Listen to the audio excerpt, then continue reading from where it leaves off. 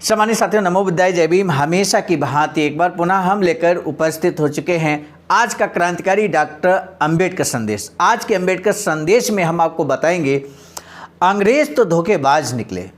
आखिर क्यों बाबा साहब ऐसा कहते हैं कि अंग्रेजों ने हमारे साथ धोखा किया? आखिर कौन सा धोखा अंग्रेजों ने हमारे साथ किया जिसका पर्दाफाश बाबा साहब करते हैं? सम्मानित साथियों, आज का अंबेडकर संदेश अंत तक वॉच कीजिएगा। हमें आपसे शिकायत रहती है। कल भी अंबेडकर संदेश में हमने एक शिकायत की थी जिसमें अधिकांश साथियों ने अमल किया है और आज उसका रिस्पांस मुझे देखने को मिल रहा है कि चैनल को सब्सक्राइब करना नहीं बहुत सारे साथी जानते हैं, लेकिन कल के डॉक्टर अंबेडकर संदेश में जो हमने रिकॉर्ड किया था उस संदेश में बड़ी संख्या में साथियों ने सब्सक्राइब किया है चैनल को। सम्मानित साथियों, आपसे दूसरी शिकायत हमारी ये है कि आप वीडियो को अंत तक वॉच नहीं करते, अंबेडकर संदेश अंत तक नहीं सुनते और इससे पूरा चांस है कि अंबेडकर संदेश का अर्थ का अनर्थ हो सकता है। आज का डॉक्टर अंबेडकर संदेश ऐसा ही है, यदि आप अंत तक नहीं सुनेंगे तो अर्थ का अनर्थ हो जाएगा, इसलिए अंत तक सुने। सम्मानित साथियों, आप महसूस कर रहे होंगे कि हम कैसे जानेंगे कि आपने अंबेडकर संदेश को अंत तक सुना है या नहीं। तो हम आपको बता दें, हम इसी अंबेडकर संदेश से एक प्रश्न सबसे लास्ट में पूछते हैं और उस प्रश्न का जवाब आपको YouTube के कमेंट सेक्शन में आपको लिखना होता है। कमेंट सेक्शन में आप अगर प्रतिक्रिया अपनी नहीं लिख पा रहे हैं तो किसी भी युवा साथी का मार्गदर्शन ले सकते हैं। आज का विषय है, हमारे सच्चे प्रतिनिधि संसद तथा राज्यसभा में होंगे तभी हमारे हित में लड़ सकेंगे। 28 अक्टूबर 1951 के दिन लुधियाना में डॉक्टर बाबा साहब अम्बेडकर का भाषण होता है।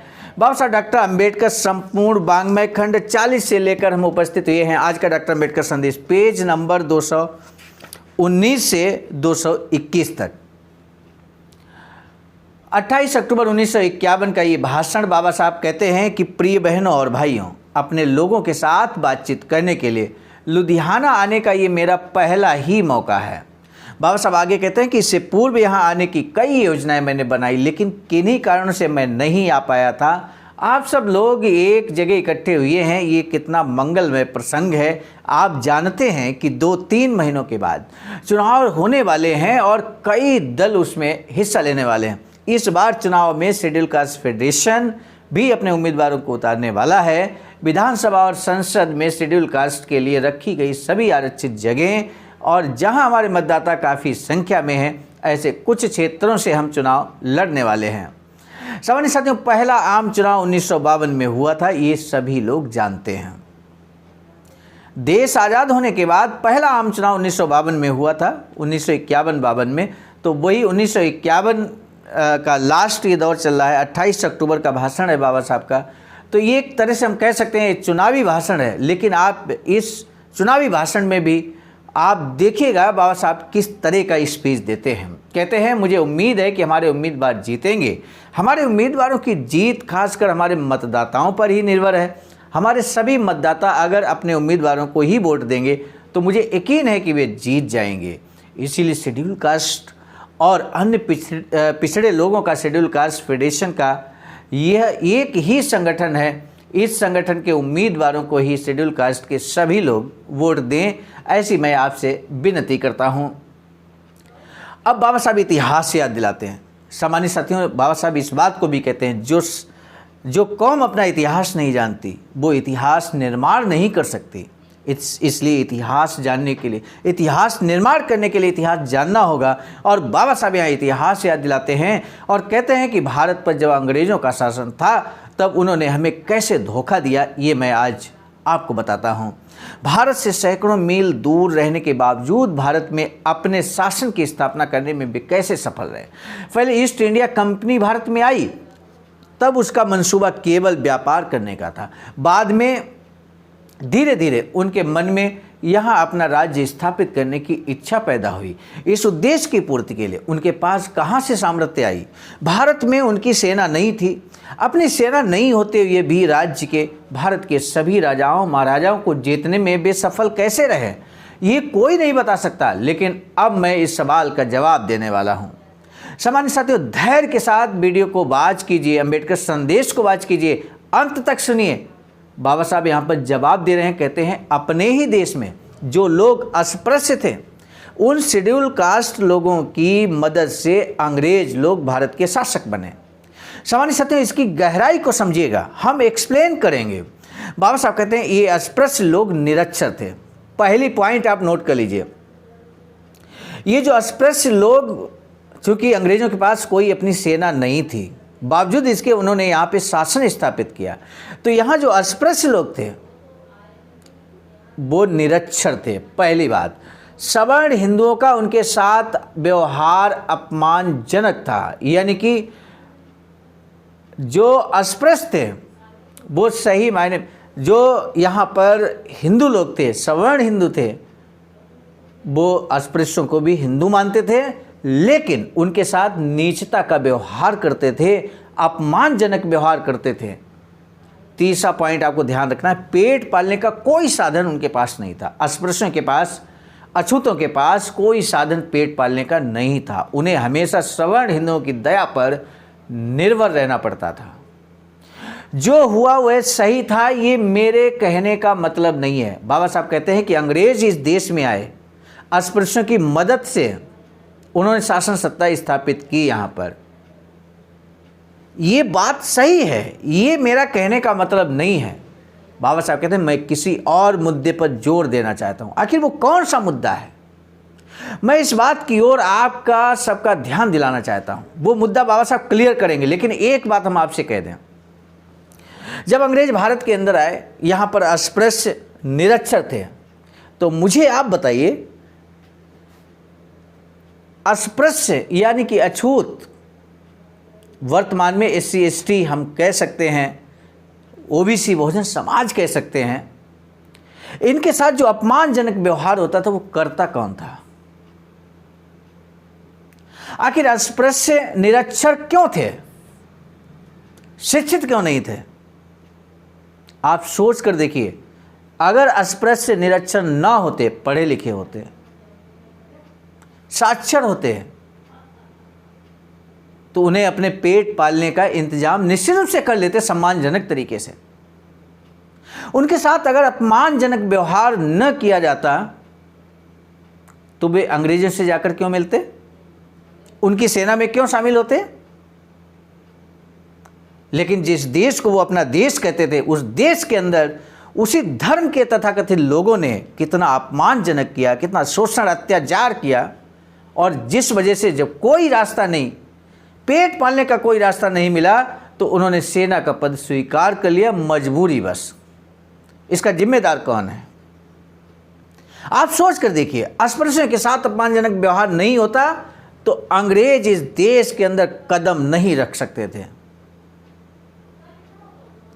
इसलिए सम्मानित साथियों, इसका जिम्मेदार कौन है ये आप जरूर समझ गए होंगे, इशारे में समझ गए होंगे। बाबा साहब आगे कहते हैं कि मैं आपका सबका ध्यान दिलाना चाहता हूं जिस मुद्दे की तरफ। कहते हैं भारत में शासन की स्थापना करने में हमने जिन लोगों की मदद की, उन्होंने भी हमारे साथ बुरा व्यवहार किया। यानी कि अंग्रेजों की मदद की, अंग्रेजों ने हमारे साथ बुरा व्यवहार किया।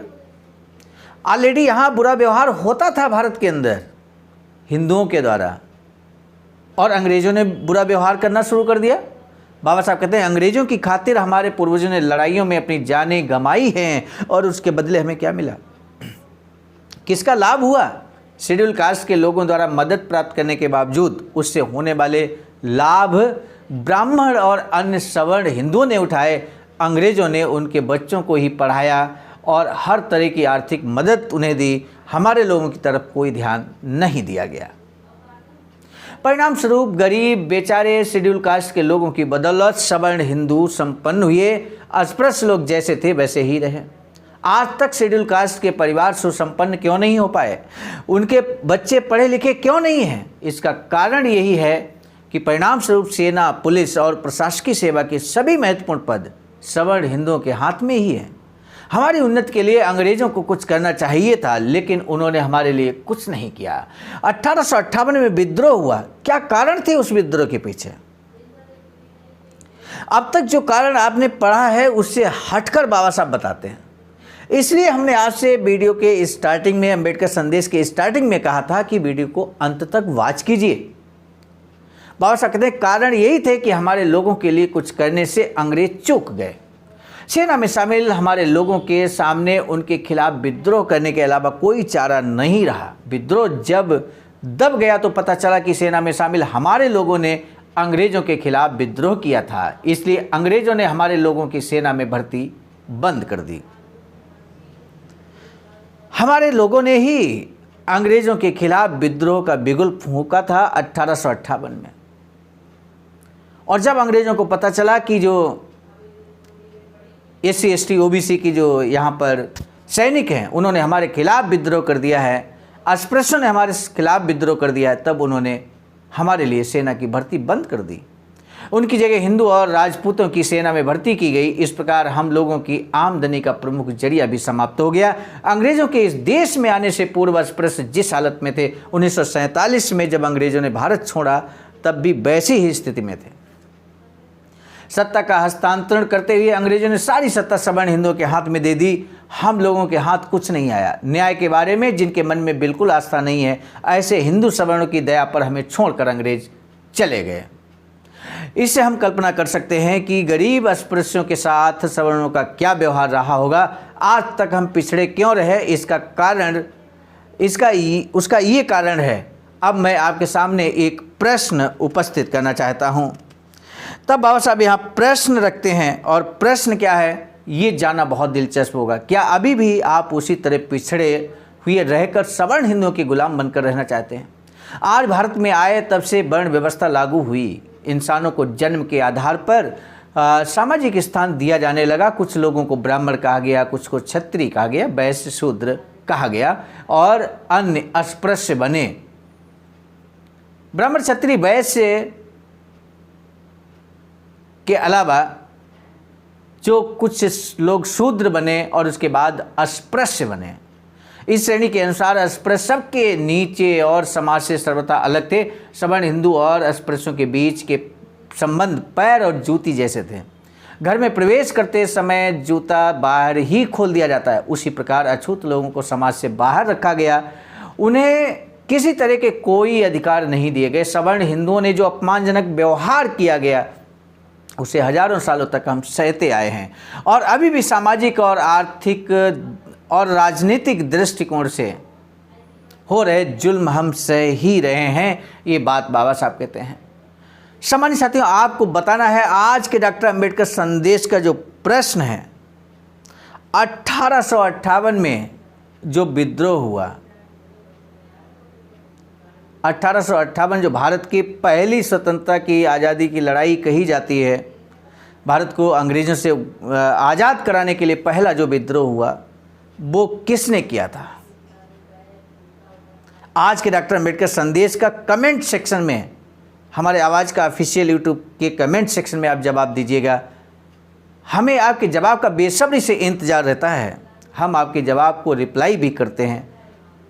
आज का डॉक्टर अंबेडकर संदेश हम लेकर उपस्थित हुए थे मिशन नायक बुद्ध मित्र मुसाफिर सर, राष्ट्रीय अध्यक्ष आवाज़ का नई दिल्ली की प्रेरणा में और साथ ही साथ संकलनकर्ता के रूप में परम आदरणीय विजय कुमार बौद्ध जी, प्रांतीय कोषाध्यक्ष आवाज़ का बिहार, प्रस्तुतकर्ता के रूप में मैं स्वयं सर्वजीत आर्या, राष्ट्रीय मीडिया प्रभारी IT सेल आवाज़ का नई दिल्ली। मिलेंगे नए डॉक्टर अंबेडकर संदेश में, तब तक दीजिए इजाज़त। आप सभी को सादर नमो बुद्धाय, जय भीम।